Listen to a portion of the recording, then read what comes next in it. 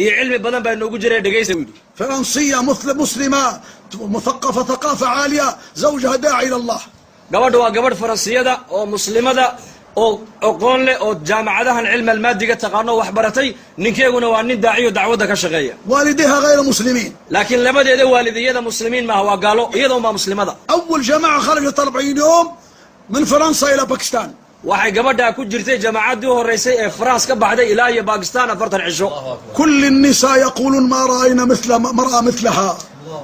dumarkoo dhan waxay yiraahdaan gabadhaas gabadh lamid weligay ma nu arkin ما عندها دقيقة من حياتها تضيعها فيما لا يعني إلا إما دعوة إما تعليما إما تعلما إما ذكرا حتى النساء إذا كانوا تكلموا في الدنيا وفي قال وقال هي إما تغير كلامهن بالدعوة ولا تقوم لا تجلس معهن waxay yiraahdaan gabadha waxa laga arkay sifada cajiibka laga arkay waxa kamid ah daqiiqad waqtigeega kamid ah ma la yaani kuma dayacdo ama way cibaadeysanaysaa ama quraan bay akhriyaysaa ama salaad bay tukanaysaa ama waxbarasho ku jirta ama dacwad bay ku jirta xataa dumarka kale oo wax kale ka sheekeynay haday aragto intay la fadhiisato ay hadalkooga bedelaysayo kalaam diin wali iman bay u bedelaysaa رجعت من 40 يوم في بيتها مثل المسجد جعلت مصلى 3 بنات وولدين كل يوم حلقة التعليم في البيت حتى أولادها وبناتها يعني تربوا على حب الله وحب الرسول شيء عجبا عجابا wuxuu afartanki markay ka soo noqotay gurigeega waxay ku camirtay acmaal bal gurigeega waxay ka dhigtay sida masaajidka oo kale saddex ablood iyo laba wiil bay lahayd awqaadii guriga oo dhan waxay ka dhigtay imma salaad imma quraan imma dacwad imma tacliim 24 saac gurigeega wuxuu noqday guri ku camiran acmaashi nabigeena alayhi salaatu wasalaam عندها قيام الليل في الليل بين يدي خالق الكائنات تناجي رب العالمين زوجها يقول أن تقوم تصلي الليل ثم كذلك صباحا تكمل أذكارها مساء قبل النوم تكمل أذكارها دائما مشغولة بطاعة الرحمن اسمعوا يا إخواني وأخواتي مثال عظيم في هذه المرأة wuxuu gabadhaasi habeenkiina salaatu leelka ma badhaafi jirin ba saacadaha dambe oo dhabay kici jirtay quraankeega dikrigeega adkaarteeda istighfaarteeda salaatu subaxinta la gaadhin bay dhameystiri jirtay wuxuu gabadhaasi waa gabadh nolosheeduna ku camirtay ilaahay taacadiisa qisad baan niga sheegay dhageysta buudi قبل 5 سنوات بالاختصار قبل 5 سنوات أصابها مرض كونسر السرطان عافانا وعافاكم الله 5 sano ka hor gabadha xanuunka waxa ku dhacay leedahay kansar ayaa ku dhacay jirkeega sarataan فالأطباء قالوا خطير انتشر في جسمها dhakhtaradii waxay yiraahdeen xanuunkan jirkeegii buu ku fiday gabadha waa khatar hadii toole اسمعوا نادت زوجها قالت يا زوجي قبل أن يأتي الموت نريد نكمل ديني يا زوجي أريد نكمل ديني يا زوجي ماذا أنت ما عندك دين كامل قالت له لا ما زال موسم الحج حجي ما حجيت لكي نكمل ديني 5 فرائض 5 ركائز الإسلام أنا ما حجيت يا زوجي كيف نموت ونلقى الله بغير حج يا زوجي اعمل معروف خذني إلى بيت الله الحرام waxay ku tiri markaa ninkeegii waxaan doonayaa intaanan dhiman ajashu aynan iiman inaan diintayda aan dhamaystirto diin kaamil anigoo le inaan adduunyada ka tago laana arkaan islaamka xajka kamida waxay tiri anigu wali ma xajin muusimkii xajkana waa la gaadhay waxaan doonayaa oo niyeysanahay inaan ilaahay gurigiisa tago soo xajiye xajki noo qaban qaabay bay ka tiri markaas قال يا زوجتي انت مريضة لا تستطيع تتحركي خطير قالت له يا زوجي الله سيقويني لكي نؤدي موسم الحج يا زوجي خذني ولا تخاف markaasuu ku yidhi nawaad bugta adigu oo xanuunka jirkaagiibuu ku fiday ma kici karaysid xajkuna qof caafimaad fiican oo caafimaad ku dhan yahaa ku fiican markaabay tiri ilaahay wuu karaa inuu quwad aan ku xajiyey isiiye adigu ma aragtaana kaco hawsha xajka ii bilaab ilaahay baa xajka igeenayo xaji siinaye ذهب زوجها إلى السفارة السعودية جاء الخبر من المملكة السعودية أن قفل الحج ما بقى يعطوا تأشيرة واحدة مهما كان الشخص لابد خلاص جاء الخبر من الحكومة نقفل موسم الحج safaaradii buu tagay baasaboorkeegii iyo kiisii intuu qaaday safaaradii markuu tagay waxaa lagu yidhi xajkii waa la joojiyey khalaas fiisihii xajku waa dhammaaday tiradiina way buuxsantay amarkaasina wuxuu ka yimid boqortooyada waa la qufulo arrintaasi way dhammaataa laga yidhi فرجع أخبرها اسمعوا إخواني وأخواتي فلما أخبرها قالت له أن عندي خالق الكائنات عندي مالك الملوك الذي بيده كل شيء قامت صلت ركعات وقالت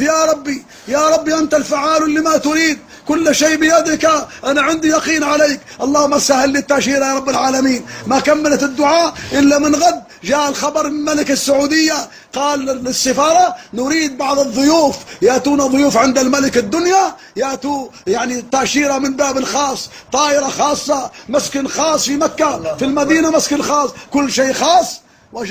وجاء زوجها وهي في القائمة متاع الجماعة ماشيين ضيوف الملك. waxuu ku tiri ninkeegii ilaahay waa qaad markuu yidhi waa la xidhay oo baasaboorkii waan geeyey oo xashkii u dhammaaday ayay tihi maybe salaad intay tukatay ba ilaahay baraday tiri ilaahayow aduu awood waxaad leedahay mutlaqa inaad xashka geyso iyaku wax ma hayaan adigaa facaala amarka adigaa iskale sanadkan waa niyooda xashkii inaan tegey ilaahaw xashka igee bay tiri igee gurigaaga ilaahow gee albaabkaaga ayaa furane albaabkii ilaahay bay garaacday deedna amar baa ka yimid xaggii boqortooyada maaragtaan sacuudiga oo la leeyahay waa intaasoo dad ayaa boqorku diyaafad martigelin u sameeyey fiisaha soo siiya diyaarad khaasaa lagu qaadi xashkana meel khaasay leeyihiin muwaasalaad iyo baabuurra khaasay leeyihiin soo qaada gabadhii iyo ninkeegiiba liiskii dadkii markaa diyaafadda boqorka ku jiray ee martiqaadka boqorka ka helay ayay magaceegii iyo magacii ninkeeguba ku soo baxay. توجهت إلى مالك الملوك فالله سخر ملك الدنيا فأعطاها كل شيء بالسهولة. boqorka boqorada ee adduunyada iskale ayay ilaahay taladii isaga u dhiibatoy ilaahay bay bariday ilaahay caza wajal wuxuu soo sakhiray boqorkii sacuudiga deedna magaceegii qaa'imadii wuxuu ku jiray maaragtaana dadkii la cajisiinayay. اسمعوا إخواني وأخواتي كل كلمة في المستقبل لها أثر كبير تحرك الجبال. dhageystay buu haddaba hadallada soo socda kelmad kastoo qisada gabadha ku saabsan taasiir baaliq ee nolosheena ku leedahay buu yidhi. زوجها نعرفه معنا في الشورى. زوجها قال لما ذهبت هناك كأن لم يكن بها مرض في السرعة وفي كل الوسائل قامت في كل المناسك إلا ولها نشاط عجيب. wuxuu ninkeegu waa nin saaxiibka yaa buu annaka oo ahlu shuuraha naga mid ah oo maalin walba nala jooga isaga axwaashana siinaya wuxuu yidhi mar alli markii aan xashkii tagnay ilaahay caza wajalla gabadhii waxaad moodaa intuu xanuunkii ka qaaday inuu quwadii caafimaad geliyey ilaa xashka ay ka dhammaysanaysa waxa yidhi waa caafimaad qabtay buu yidhi. لما رجعت سقطت في البيت وزاد عليها المرض فأخذوها العملية 7 ساعات في العملية إخواني وأخواتي 7 ساعات في العملية. لما قامت من البنش قال لها زوجها كيف حالك؟ قالت له والله قلبي يكاد يتفجر من النور. لماذا؟ قالت لأن لما بدأ المرج وبدأ العملية رأيت وجه النبي صلى الله عليه وسلم واقف أمامي. حبيب الله واقف أمامي رسول الله واقف أمامي. لما انتهيت من العملية والبرج رسول الله ذهب تمنيت نبقى في العملية كذلك. waxau yidhi walaalayaal mar alli markii xashka ka soo noqotay way dhacday markii xashka joogtay xanuunka waa laga qaaday jirhkeygii quwad wuxuu ilaahay geliyey ay acmaashii xashka o dhan ay ku soo dhammaysatay gurigeygii markay ku noqotay way dhacday dhakhtarkuu geeyey waxayba gashay koomaa bay gashay 7 saacadood baa gabadha qalliin dhakhtarradu ay kula jireen oo nafteedu adduunyada ay ka maqnayd walaakiin 7 saacadood kadib markii qalliinkii la dhameeyey naftu ay ku soo noqotay ee suuxdiinkii ay ka soo kacday ayuu ninkeygu ku yidhi iska waran markaasay ku tiri wallaahi waxaan u dhowaaday nuur daraaddeed inaan qarxo waayo 7 saacadood ee qalliinka aan ku maqnaa wejigii nabigeenna moxamed calayhi salaatu wasalaam ayaa sidaa i hor joogoon eegayay bay tihi nuurkiisii ee qalliinku muu iisii dheeraadaa si aan wejiga nebiga aragtidiisa ugu raaxaysta bay tidhi. تمنيت تبقى في العملية كذلك. waxaan tamaniyey tidhi in camaliyadda qalliinka laygula jiray dhakhtarka in laysii qalaan jeclaada bay tidhi. يا زوجي خذني لبيتي نموت بين أولادي وبناتي خلاص جاء الوقت يا زوجي خذني إلى البيت. waxay tidhi aniga saacaddaydii way dhammaatee iga qaad dhakhtarkan oo ciyaalkayga i dhex gee aqalkayga iyo ubadkayga dhexdooda aan iskaga dhintaa bay tidhi buu yidhi. في ذاك الأسبوع مات يوم السبت ونحن عندنا مشورة أوروبا في بريطانيا. زوجها لابد يمشي معنا. كنا من العادة نمشي يوم الخميس الجمعة في الطريق نوصل بدوس بري يوم الجمعة مساء تبدأ المشورة السبت المشورة يوم الأحد صباحا نرجع. فزوجها لما رآها في سكرات الموت قال أنتم امشوا أنا لا أستطيع لأن زوجتي في سكرات الموت. waxau yidhi markaa usbuucaas waxaan lahayn buuhi mashhuuradii Awroba ayaa lagu qabanayay maaragtaan Britania Ingiriiska lagu qabanayay waxay ahayd tartiibtuna khamiis baa soconnaa jimcana dariiqan ku sii jirnaa sabti shuuradu way bilaabantaa markaa safarkii aan gudagalnay ayaa ninkeygii noo yimiday wuxuu yidhi wallaahi gabadhii aad bay u xanuunsan tahay dadul waa sakaraad weeyaan anuu inima raaci karaye ii shuureeye oo ininku sii socday buu yidhi anu kama tegi karaye. اسمعوا إخواني وأخواتي اسمعوا تضحيات الفرنسية المسلمة الجديدة اسمعوا. gabadha Faransiyeed ee muslimadda jadiidada sida diinta ugu hurtay ay diinta ugu tadxiyootay dhageysta buu yidhi sheekh. قلت يا زوجي لماذا ما ذهبت المشورة؟ فهو تردد. قالت له عرفت أنك تريد تبقى معي وأنا نموت وأنت بجواري. يا زوجي ليس في فائدة تبقى معي عند موتي فائدة لي عندما تكون خارج ويأتيني ملك الموت. يا زوجي المرأة تحب تموت وزوجها بجوارها نريد نضحي تضحية أخيرة أنت نموت وأنت خارج في سبيل الله حتى الله يعطيني على درجة في الجنة. markaas ninkeygii ku tiri maxaa ka reebay shuuradii aaway culimadii soo mashhuuradii ma jirto maxaa ku reebay adiga markaasuu daa u sheegay yidhi adigii baa sankaraado waa la reebo adaa ku hadhay markaasay tiri ma waxaad doonaysaa inaan agtaada aan ku dhinto anigu miyaad doonaysaa bay ku tidhi anigu waxaan jecelahay tidhi inaad adigoo iga maqan aan dhinto si ilaahay ajar ziyaadaa ii siiyo taas adoo iga maqanoon dhintaa ii faa'iido badane la joogaad ila joogteen agtaada ku dhimanayo aniga faa'iide iima leh gabdhuhu waxay jecel yihiin raggooga agtooda inay ku dhintaan laakiin anigu waxaan jecelahay tidhi adoo ilaahay dartii u maqan inaan dhinto naftu ay ga baxdo si aan aakhirkayga nolosheeda inta u dambaysana aan diinta ilaahay ugu tadxiyoodo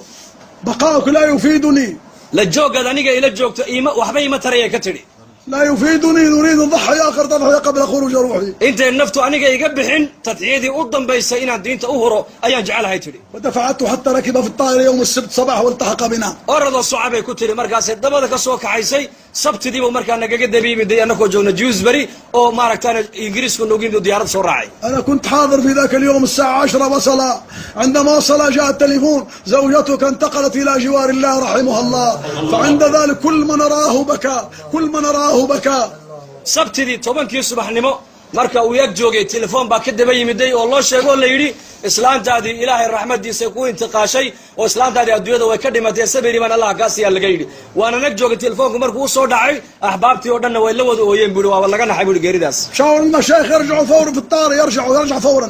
مشايخdu waxay ugu suureen marka inuu isagu degdeg u diyaarad kale ugu noqdo oo aaska ka qayb galo فيا اخواني الان كلمات الاخيره مهمه جدا فلما جاء اليوم المعلوم في مسجد كبير في إيفري مسجد كبير جدا فوق للنساء والتحت للرجال واتوا بجنازتها في الصندوق والله جميع النساء من فرنسا يعرفونها ويحبونها حضروا بالغرابي مثل الغرابيب السود والرجال كذلك حضروا بالسنه والعمايم والله يا اخواني ذاك اليوم لا انساه قبل الجنازه صلاه الجنازه قبلها كلام الدعوه الى الله بعد الجنازه كلام الدعوه اخذناها الى قبرها قبل دخولها في القبر كان كلام الدعوه كان الدعوه معها تشيع حتى للقبر wuxuu markaas uu soo noqday isagii iyaan soo wada noqonay buu yiri waxaan ka soo gaarnay buu yiri aaskii masaajid weyn oo jaamica ayaa meydkii la keenay dushana dumarka masjidka buuxiyay hoostana ragga ayaa buuxiyay gabadh muslimada oo daaciyada oo xijaaban oo niqaaban ma joogin wadankaas ilaa janaasadeedii aaskayga waa laga soo wada qayb galay raggii ducaad oo dhan way ka soo qayb galeen gabadhaas waxa cajiibkan ka arkay buu waxa kamida salaat al-janaaziintii lagu tukan bayaan baa la jeediyay salaadii markii laga baxay bayaan baa la jeediyay qabriga markii la dulgeeyay bayaan baa la jeediyay qabrigii markii ciida lagu rabay bayaan baa la jeediyay limaada lana gabadhu daaciyad bay ahayd maydkeegii aaskaygiina dacwad baa ka socotay maalintaana ma iloobi kara buu maalin la iloobi kara maaha اسمعوا الكلمة الأخيرة بناتها النساء أخبرنا النساء بنات يضحكنا فرحات مسرورات سألوا أمكم ماتت لماذا تضحكنا قال ليس هذا يوم الحزن هذا يوم الفرح لماذا؟ لأن أخونا الكبير محمد يوم الجمعة في الليل رآها في المنام رسول الله صلى الله عليه وسلم على يمينها وعمر بن الخطاب على يسارها والصوت ينادي من السماء هذه من أهل البيت الله أكبر waxa siica ka siica jabala buri dhageysta waa soo khatimay hadalkii gabadhii ubadkeegii gabdhaha ay dhashay wayba iska ciyaarayaanba dad geeri ku dhacdayba uma ekaba iska qosqoslaan iska farfarxayaan markaas dumarkii waxay ku yiraahdeen hooyadiin baa dhimatay maxaa la murugooneen oo la